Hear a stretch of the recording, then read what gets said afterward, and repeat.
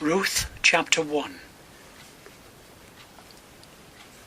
In the days when the judges ruled, there was a famine in the land, and a certain man of Bethlehem in Judah went to live in the country of Moab, he and his wife and 2 sons. The name of the man was Elimelech, and the name of his wife Naomi, and the names of his 2 sons were Mahlon and Chilion. They were Ephrathites from Bethlehem in Judah.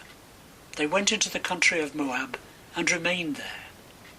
But Elimelech, the husband of Naomi, died, and she was left with her 2 sons. These took Moabite wives. The name of one was Orpah, and the name of the other was Ruth. When they had lived there for about 10 years, both Mahlon and Chilion also died, so that the woman was left without her 2 sons of her husband.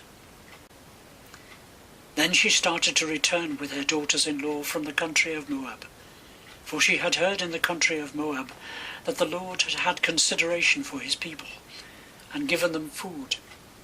So she set out from the place where she had been living, she and her 2 daughters-in-law, and they went on their way to go back to the land of Judah. But Naomi said to her 2 daughters-in-law, "Go back, each of you, to your mother's house. May the Lord deal kindly with you, as you have dealt with the dead and with me. The Lord grant that you may find security, each of you in the house of your husband." Then she kissed them, and they wept aloud. They said to her, "No, we will return with you to your people." But Naomi said, "Turn back, my daughters. Why will you go with me? Do I still have sons in my womb, that they may become your husbands?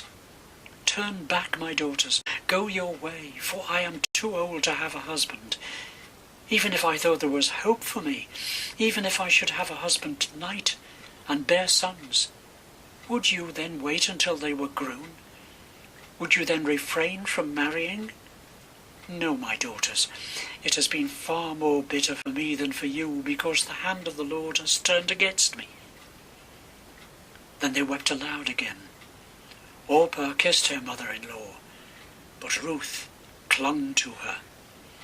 So she said, "See, your sister-in-law has gone back to her people and to her gods. Return after your sister-in-law." But Ruth said, "Do not press me to leave you or to turn back from following you.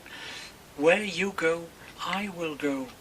Where you lodge, I will lodge. Your people shall be my people, and your God my God.